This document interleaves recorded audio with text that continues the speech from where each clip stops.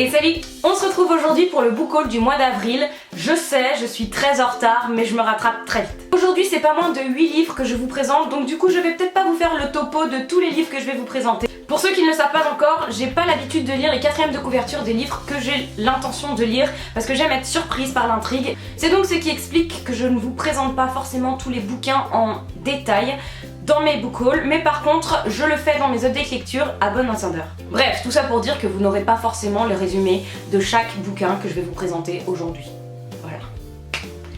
Et puis on va y aller parce que sinon on va jamais s'en sortir. C'est parti. Alors là, vous allez vous demander ce qui m'est arrivé, mais je ne sais pas pourquoi, j'avais très envie d'essayer ce nouveau genre littéraire. C'est vraiment un genre littéraire que je n'aime pas à la base. Pour la simple et bonne raison qu'en règle générale, il me fait un petit peu flipper, mais juste un tout petit peu. Et là, je me suis dit que bon, ce serait bien quand même d'essayer, parce que ça faisait très longtemps que j'avais pas essayé. Peut-être que j'avais mûri, enfin j'ai l'espoir d'avoir mûri un petit peu, mais bon, j'y crois pas trop, hein, j'y crois moyen.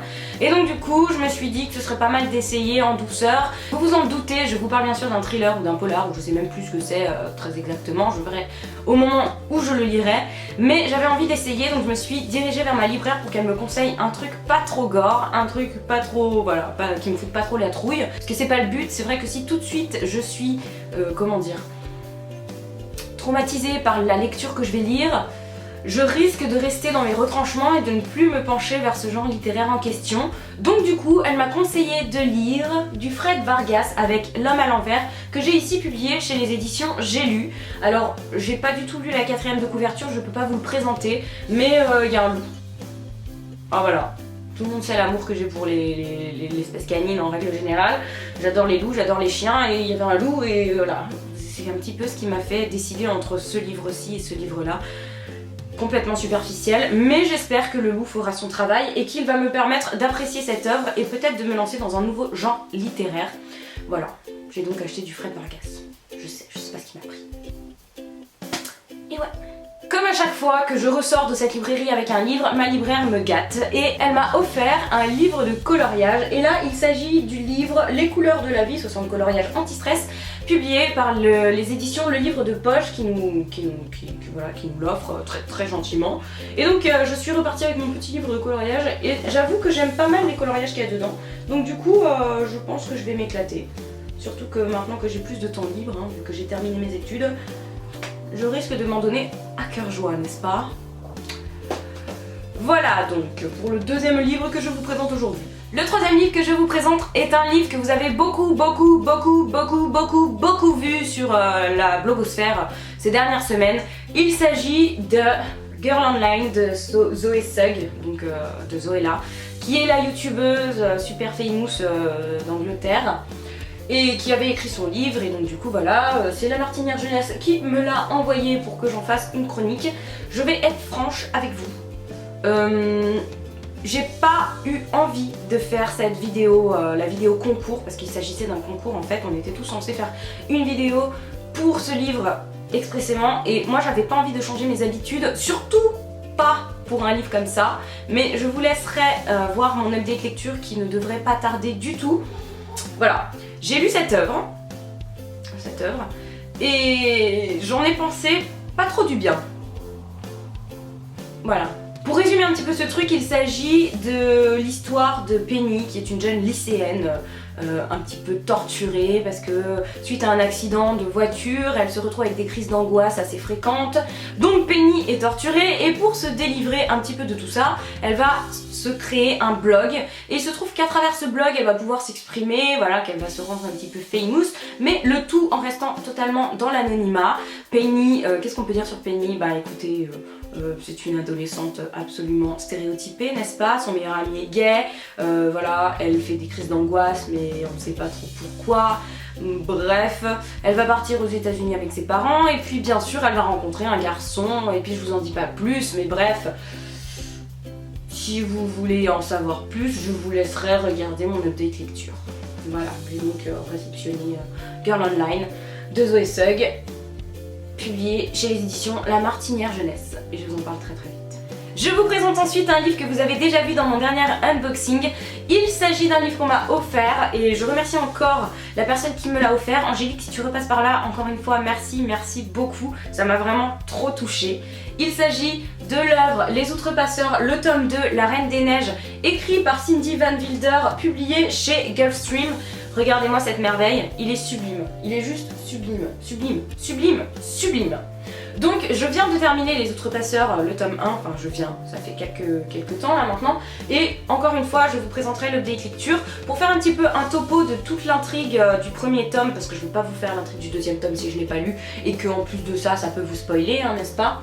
Les Outrepasseurs, en gros, c'est l'histoire de Peter qui est un jeune garçon qui va se retrouver confronté à une situation vraiment très pénible, puisqu'il va se rendre compte que sa famille a en fait été maudite il y a de ça des années et des années, des générations en arrière, et que cette malédiction peut lui coûter la vie.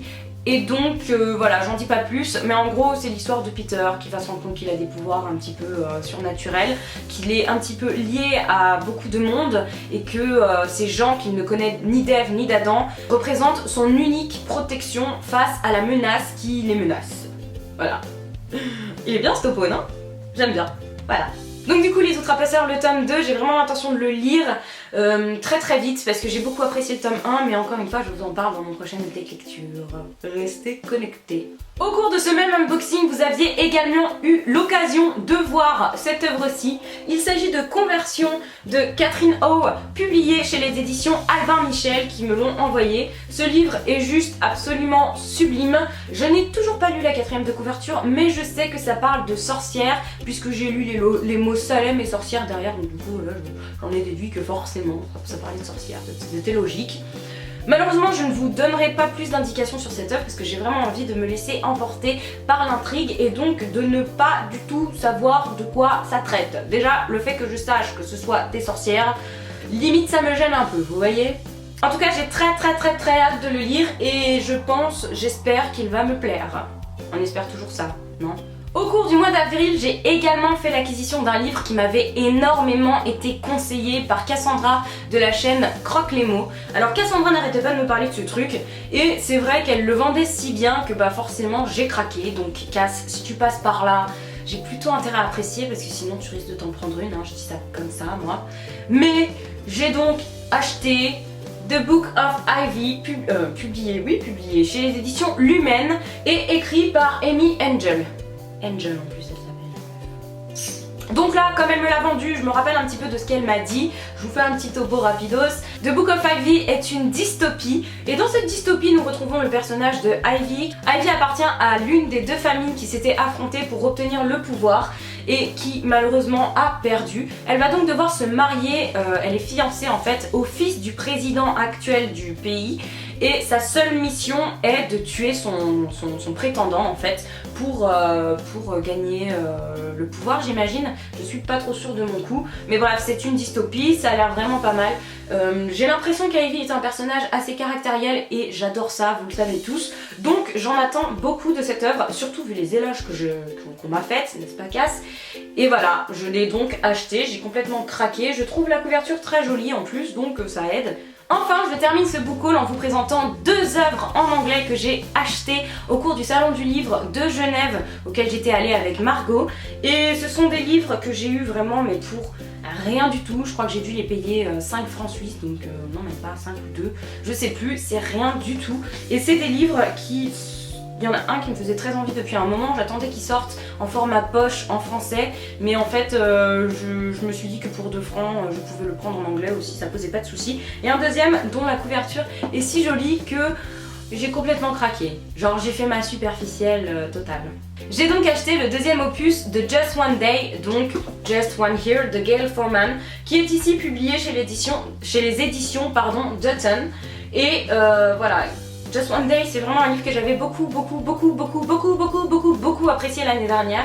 Et là, il était à 2 francs, j'aime bien la couverture, il est en grand format, il coûte, bon voilà quoi. Je me suis complètement laissée avoir. Et j'ai très envie de le lire également, bien évidemment, sinon je l'aurais pas acheté. Pour le petit topo du tome 1, Just One Day relatait l'histoire de Lulu et Willem. Lulu était une jeune fille américaine qui faisait un road trip en Europe avec un... comment on dit ? un organisme spécial, et au cours de ce road trip elle avait rencontré Willem et sur un coup de folie elle avait décidé de le suivre à Paris pour un jour. Et bref, voilà, just one day, Paris un jour avec un garçon qu'elle ne connaissait pas, bien sûr elle va tomber amoureuse, bref, et du coup ben forcément le premier tome ne pouvait que me plaire et j'ai très envie de voir ce qui va se passer dans le deuxième parce que c'est vrai qu'on reste sur un sacré cliffhanger sur le premier. Donc voilà, ça faisait un petit moment que j'attendais ce tome 2, je pense que je l'achèterai quand même en format poche en français parce que voilà, j'ai commencé à l'acheter en format poche et que j'aime bien terminer ce que je commence. Mais en attendant, je me dis que si d'ici là j'ai envie de le lire, bah rien ne m'en empêche puisque je l'ai en anglais entre les mains. Et enfin, on termine dans ce nouveau cadre superbe. Tiens d'ailleurs je vous avais pas dit, vous avez bien vu qu'on a changé de cadre hein, vous avez vu hein. Il est beau hein. J'aime bien ce cadre vraiment. Le dernier livre que je vous présente est Dance of Shadows de Yelena Black, publié chez Bloomsbury. Et c'est un livre en hardback, je le trouve juste magnifique hein, voilà. Et donc j'ai fait totalement ma superficielle, je sais pas du tout de quoi ça parle. J'imagine que ça parle de danse. Et voilà, je l'ai acheté pour 2 francs suisses encore une fois. Donc voilà, ça justifie hein, non? C'est donc déjà tout pour ce book haul du mois d'avril. Je suis désolée de vous le poster si tard, mais vous l'aurez remarqué, j'ai déménagé, donc du coup j'étais dans les cartons, c'était un petit peu le bordel. J'avais la moitié de mes livres ici, la moitié là-bas, bref. Voilà quoi, je vais pas me justifier 30 ans, mais j'espère qu'il vous aura plu, j'espère que ça vous aura permis de découvrir certaines œuvres. En tout cas, si jamais vous avez déjà lu les œuvres que je viens de vous présenter, n'hésitez pas encore une fois à partager vos ressentis avec moi, ça m'intéresse. Essayez de pas trop me spoiler quand même les kikis, hein, parce que voilà, hein, moyen. Sinon, je vous dis à très vite pour une prochaine vidéo. Je dis juste comme ça qu'il s'agira probablement d'un update lecture, parce que ça fait très longtemps que j'en ai pas fait, à part celui que j'avais fait dans ma librairie à 2 citres. Je vous reviens en force, j'espère que ça vous plaira, j'ai plein de projets pour vous. Bref. J'espère que vous serez toujours au rendez-vous. En attendant une prochaine vidéo, je vous fais à tous de très gros bisous. Bien sûr, je vous souhaite de très belles lectures et je vous dis à très vite. Ciao!